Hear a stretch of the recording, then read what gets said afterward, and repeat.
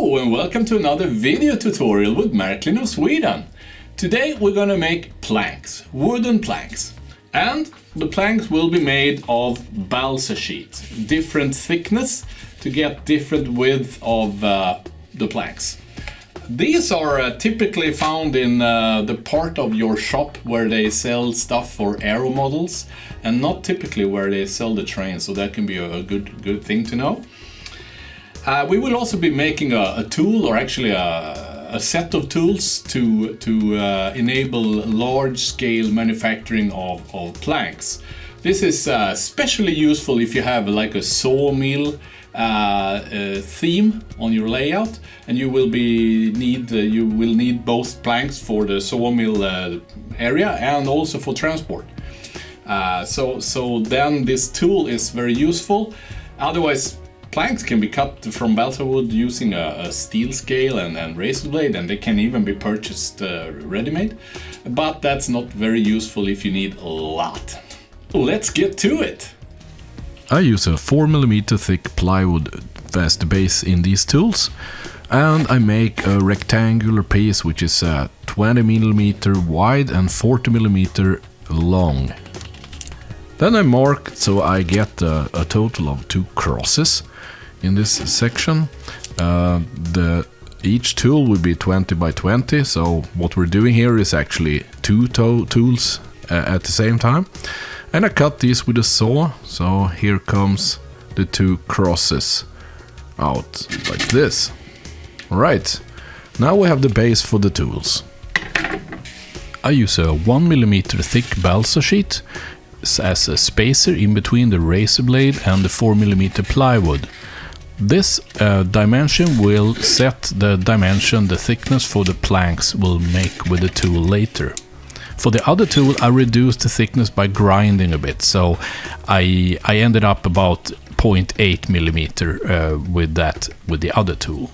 So now I just glue the 1mm balsa onto the cross, the plywood cross like this, and cut away the excessive parts.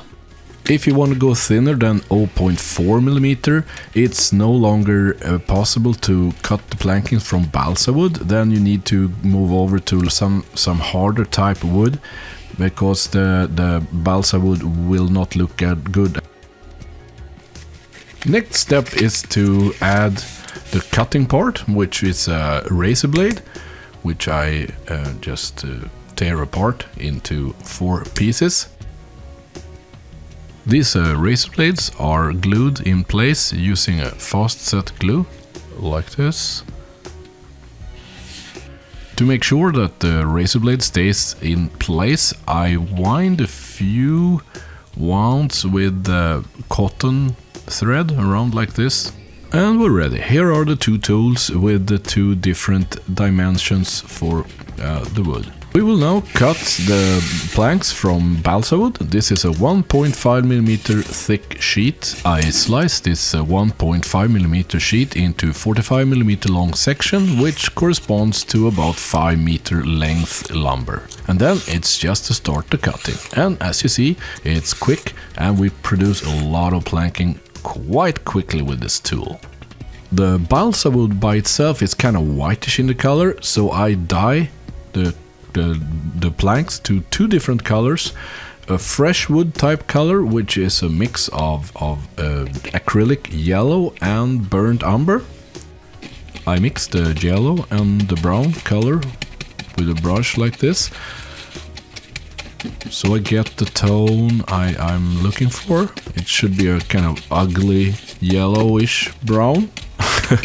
That's what you get. And then I add a lot of water, so I would think that 9 parts water and 1 part color. And then it's just to soak the plankings into the color, wipe or press most of the color off, and put it on a plate to dry.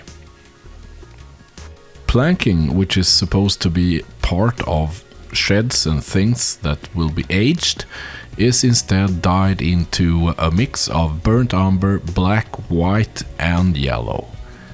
Plus a lot of water, of course. I keep that is in a small container so I can dip a bunch of plankings at the same time. I dip half of the planks once and half twice. The plank to the left is dipped once and the one to the right twice. The reason I'm doing this is to get some variation in color between each plank in a wall, etc. Now, time for assembly of stacks.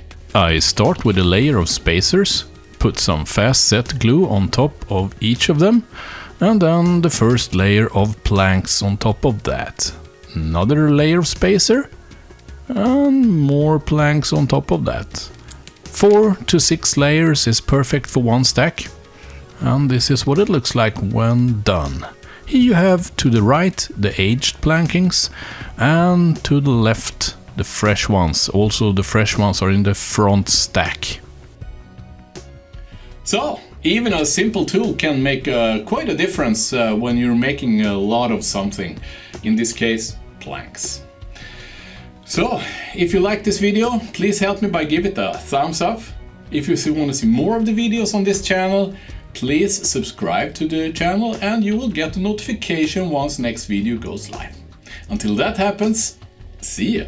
Merklin of Sweden is also available on the following media platforms: mrrtutorials.com, complete video listings sorted under topic. Facebook, here you find the latest and greatest with Merklin of Sweden. All new videos are also published here. Instagram, snapshot from the miniature world. Pinterest, links to cool miniature stuff. And Google+. Here you will also find the latest and greatest as well as new video releases.